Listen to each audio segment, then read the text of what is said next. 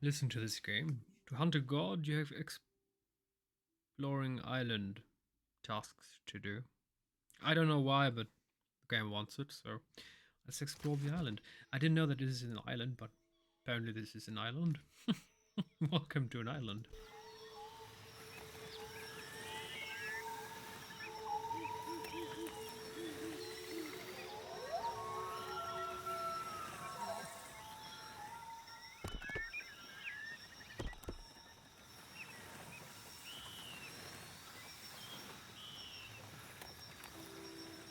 Solitary rice farm. It looks bountiful enough to welcome trade.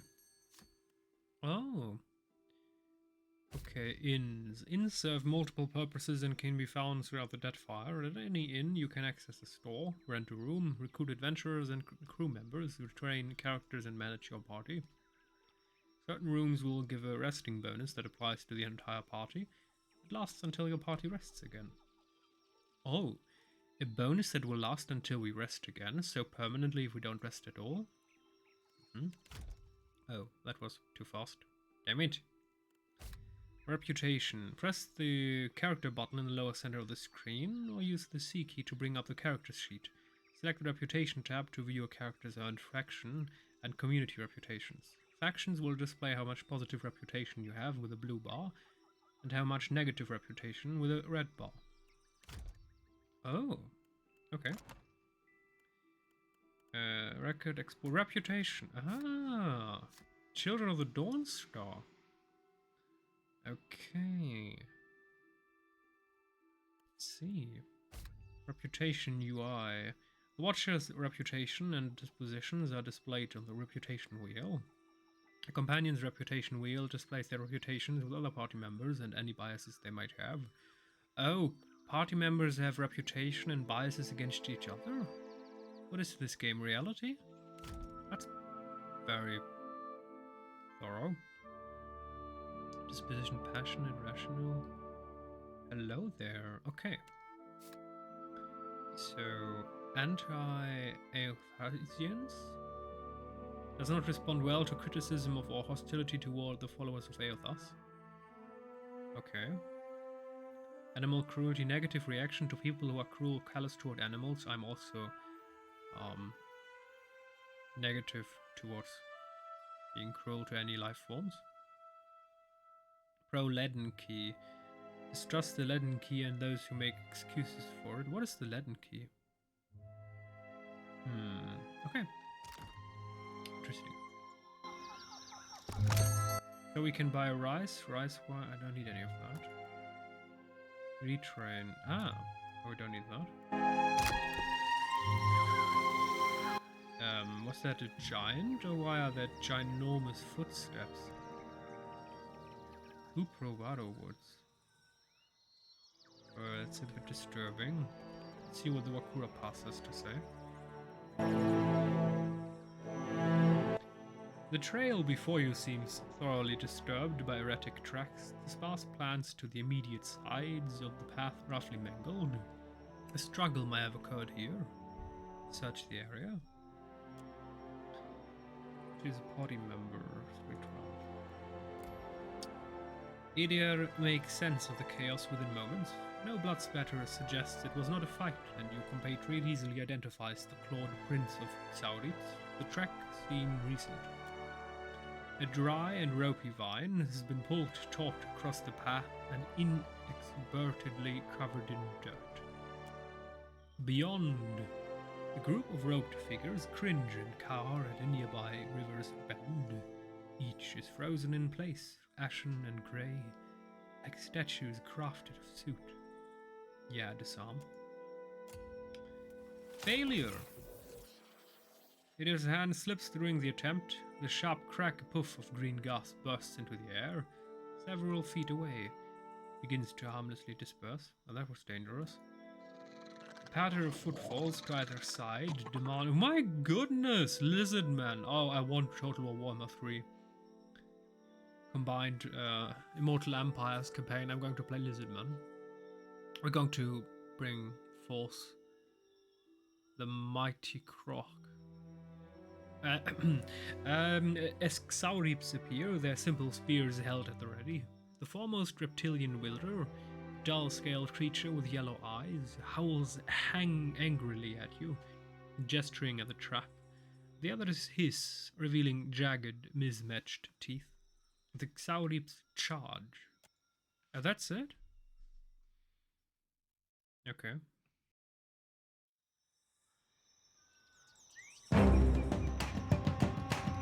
This one's for Keyleth. Now, yes?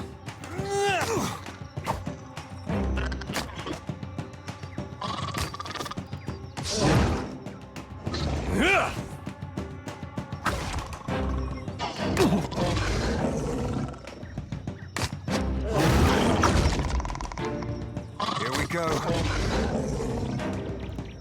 Yes? And in over my head.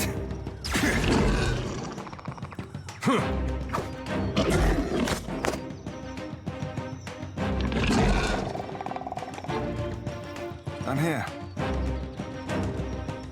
I'm on it. Easily done. Xaurip spear. Tongue, copper pyre. Okay. What do you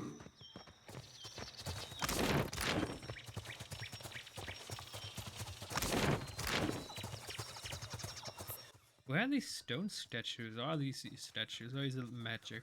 Or these maybe people? I mean, it looks like a damn. Who was this? Did Eothas do this? Even though this felt like a fight that would have been, I don't know, 3-party style combat worthy? Maybe we shouldn't go east yet. Upo Varo Woods.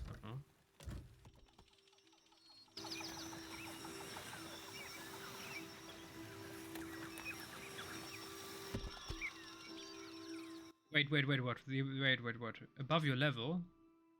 Oh my goodness. It will be difficult to complete. Okay, my mistake.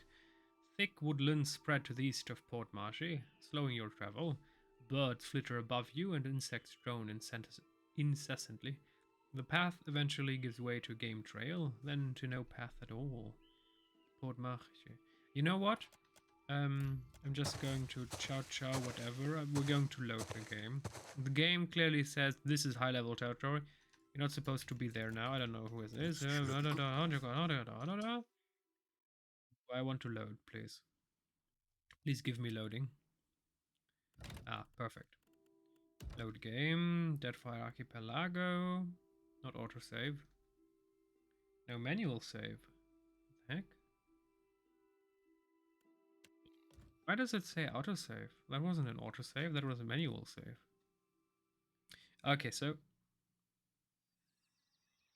above your level, we're going to ignore that one now. Fresh fruit, Port Marche. Oh, okay. There we go. Is there anything here?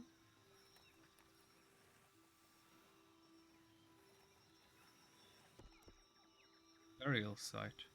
Iguana tribes had traditionally heap their dead onto pyres or give their bodies to the deep sea, but mountains like these suggest that rangas of honor, wealth, and distinction were buried nearby. A tomb rises from the earth before you. Its stone exterior is well wrought and decorated with reliefs of Tangaloa and Ngati. It likely houses the body of someone important to a local Huana tribe.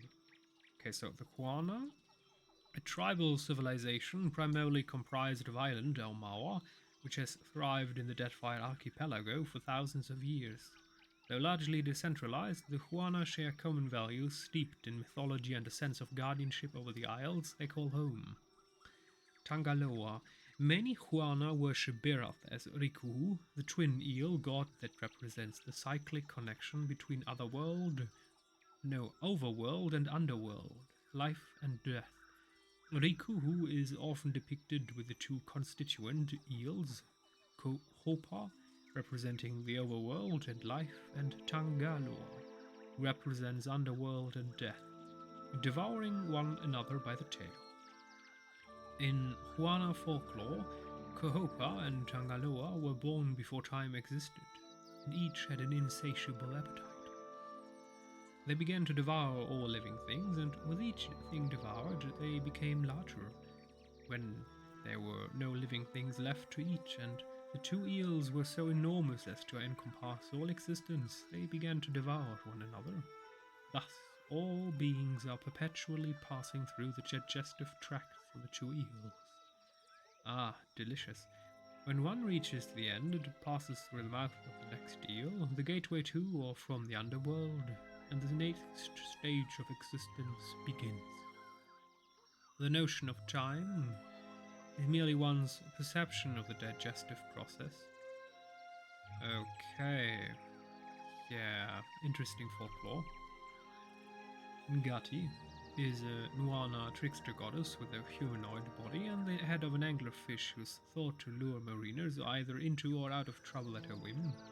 They often worship her as Ondra, making the Huana the only people that believe Ondra has a physical manifestation.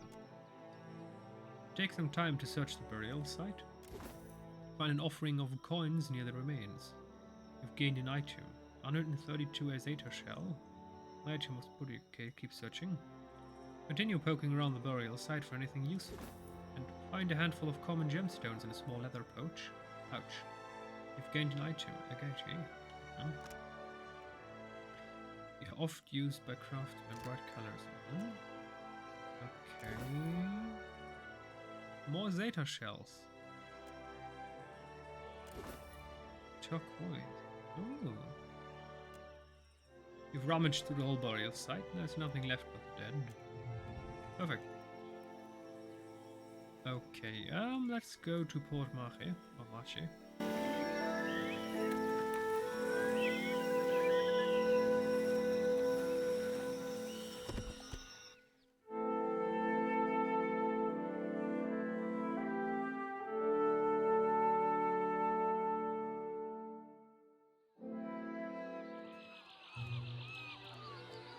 Marche Harbor. Deep Spring. Oh, okay. Better see what that crowd's about. What if the giant comes this way? Please, everyone stay calm.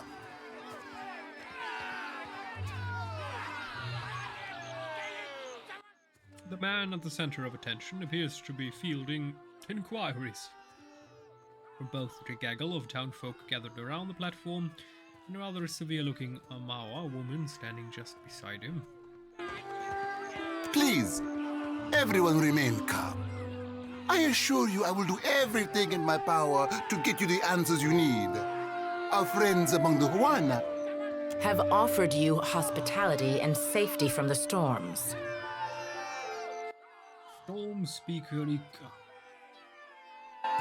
Yes, I think we are all keenly aware of the debt of gratitude we owe to the... I have personally seen to the safety of your homes. Now you will do the same for our families. What about our families? What about the ships? How are we supposed to feed ourselves? If everyone would... As Clario's gaze sweeps across the crowd, it falls upon you where it remains. A few more heads turn to see what has caught the governor's attention. It's one of the pirates! This alarmed cry, the whole of the crowd turns to regard you. Startled, expectant hush falls upon the gathered throng.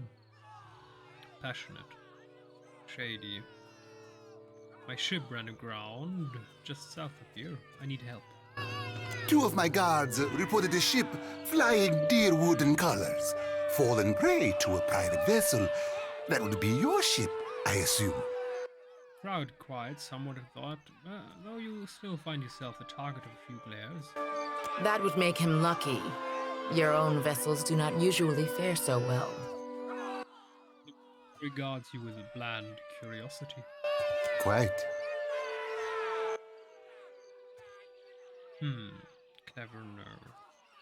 I just need some repairs and I'll be on my way. Per Complanca, everyone, forgive me. I believe this matter requires my attention. You have my word that I will keep you apprised of any changes. Per Complanca.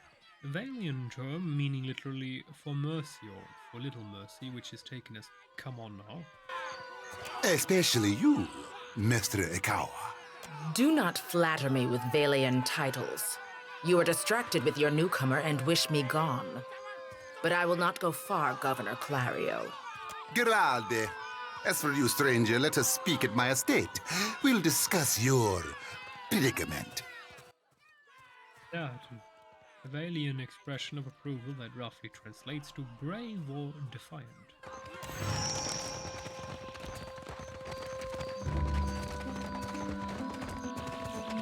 Yeah, sure. Accept the light, and you shall be redeemed. Shouts, arms raised high and wide. In each hand she grips a golden candle. Flames gutter wildly as she gestures to the crowd before her. The missionary holds a candle to drip wax in the shape of 3 stars on the forehead of each kneeling worshipper. One of them stumbles back, swiping the hot wax from his skin. Se futito! Madicchio! I did not sign up to be burned! Fuck this. I'm just reading. Expletive or curse. Watch from within the crowd. The priestess trembles her arms, face pinched with disappointment.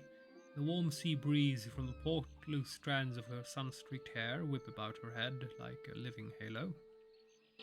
This flame is not for purification. It is for illuminating the darkness. Sanctification comes only as a result of your journey. But the light will guide your way. Guide our way? Of course the light will do it. She tilts her face toward the sky, eyes shut. She drags a shaky hand to dribble wax across her own brow. Aethys has returned at last, but it's not too late to redeem ourselves. Does anyone care about the fact that Aethys, whilst returning, butchered innocent people? I mean, that's not very... benevolently likey. Yes, yes? As surely as my fingers are webbed, I tell you, gone, never left. Gorn is an aspect of Aethys associated with death and harvests. His implements are symbolically important. The sickle reaps what is sowed in life, and the lantern guides the deceased down their intended path of death and rebirth. It is generally believed that Gorn, instead of Beras' avatars, visits those who embrace death with acceptance and understanding. His most fervent devotees are known as harvesters of Gorn. Gorn is an answerer of wrongs and imbalances. This has contributed no small part to Drywood's enthusiasm for vigilante justice. Popular regard for Gorn is polarizing. He is appreciated, feared, and characterized by a grim sense of finality. Despite her contrary words, the Huana woman shrugs, accepting the golden wax. Sakes alive, Wanglith. Ain't we got more pressing matters to attend to than a baptism? Arms crossed over her chest, a shorter, duskier woman watches the ritual with an ordinary sort of expression. Her delicate chin jutted up. We just missed one of the biggest reap-ins of all time. What about the souls that need us? As she steps forward, she reaches for a peculiar-looking lantern strapped to her hip. Do not push me on this, you wayward child. You'd leave the living forlorn to service the dead? Rather than discouraging the other Dawnstar, the accusation seems to kindle a stubbornness inside her. Shoulders set, she grins. Here, I'll light 'em all at once. Metal clanking, she sways an eerily lit lantern in an intricate pattern before her. The priestess bites her lip, swinging harder and faster, lithe arms hurtling the weapon with a deceptively hidden strength, until she thrusts it hard out toward the crowd, splattering everyone with wax. Well, that's one way to do it. Hell yeah, it is. I call that the... Grinning, she turns to get a good look at you and promptly chokes. Hell is a colloquial term used for the beyond nadir, the Durwood, and a red caress. Are you by any chance looking to help the people I saw die in my dreams? She ducks her head, cheeks flushing prettily. I'm guessing you're not here for the baptism. What if I was? No, I don't think you are. You got this feeling about you, like you got a greater purpose to see to. She tilts her head and smiles, looking too confident for her own good. I'm looking for an Hydra statue. High, inhabited by Eothas. I knew it! Glances her grip on the sickle in her right hand. Gon's been calling me here. Left the breadcrumbs in my dreams. I need to get inland. If you're going, I could help you. Swear on my soul. You want to go inland? There are souls needing their last rites. I ought to shine them the light, else they might get lost. Enough nonsense, Jyoti. No one knows if anyone's even died. You've no business going in there, risking your own safety, risking our mission. Wenglith, you guide the living and I guide the dead. Gon bids it and I dreamed it. Leave it be. We all serve our purposes. So what's yours? I am a watcher. So you can see souls? That's a handy talent to have. I know my harvesting would benefit from it. And here you are, following my god. Watcher, will you take me with you? So we can either go for rational or passionate. Children of the Dawn Star minor positive. Yeah, let's go with this one. Fine proposition. I'd enjoy the company of a priestess. I know an offer rare as hen's teeth when I hear it. Yeah, I'm taking it. You won't regret this. He steals a shy glance at Eder. Hey. Eder half nods without looking in Xoti's direction. He seems suddenly focused on something in the distance. A tad too eagerly, she saunters close beside you. At least take care, child. Come back to us in one piece. If not for my sake, then Samhain's. The older priestess sighs, shaking her head. So don't tell her. What the High Priestess doesn't know won't hurt her. Grinning, Xoti waves to her brethren, a curt parting. Choose a single class or multi-class for this companion. This choice cannot be changed later. So we can either go for Whispers of the Wind, Inner Death, Contemplative. 2, 4, 6, 8, 9. 2, 4, 6, 8, 9. I thought they had less abilities. 2 abilities. Contemplative.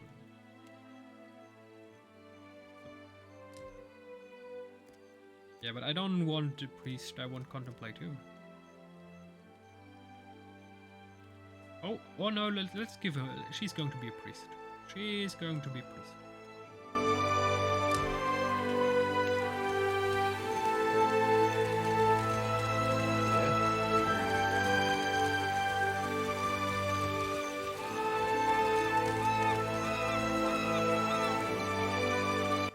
The wagon holds only a few boxes and scattered garments. Draken's Eye Market, Trading Post, Horde, Governor's Estate, Rinko's house. Yeah, before we go to the Governor's Estate, we're going to discover what's Draken's Eye. Okay, I guess that's some sort of inn. I don't think I can.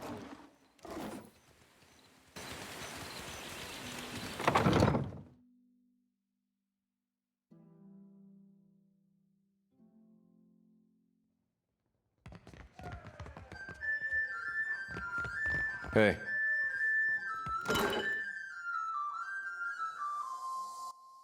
Yeah, so stealing, yeah, we're not going to steal the Kraken's Eye. Who's that?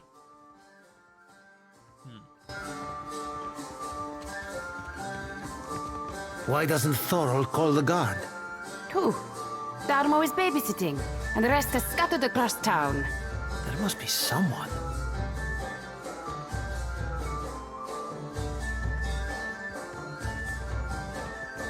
Sorry, we haven't any rooms for you. A rather large man behind the counter glances your way, smiling grimly. I mean, this is a ridiculously big counter. Why would any tavern have that big of a counter? Usually you'd make the counter here, and then you could set a couple more tables. I mean, this is the... Damn. This is the pinnacle of wastefulness. Interior design for a bar.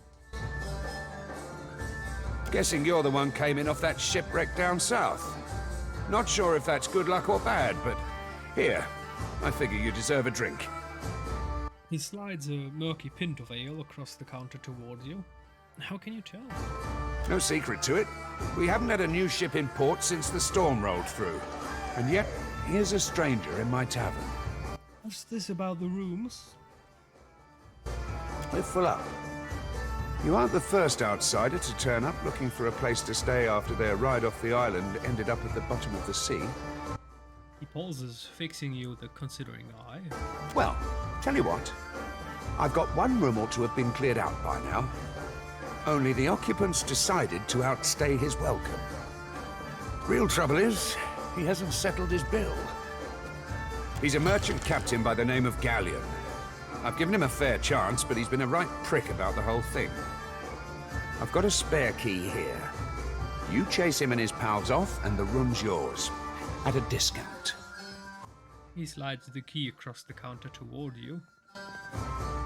You want him dead? What? No! I said chase him off, not kill my patrons. Now I'm not so sure about asking you, honestly. What if he won't leave willingly? Ah, well. He's a prat, but he's not so tough. Smack him around if it comes down to it. But I figure a few sharp words ought to do the trick. And how about you pay me instead for fixing your problems? Mercenary type, are you? That's fine. I'll throw in a reward and the discount stands. How's that? It's a mercenary. You want something from me?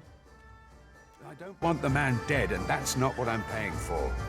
Just see him on his way and we'll call it done. Well, okay, we also want something in a room.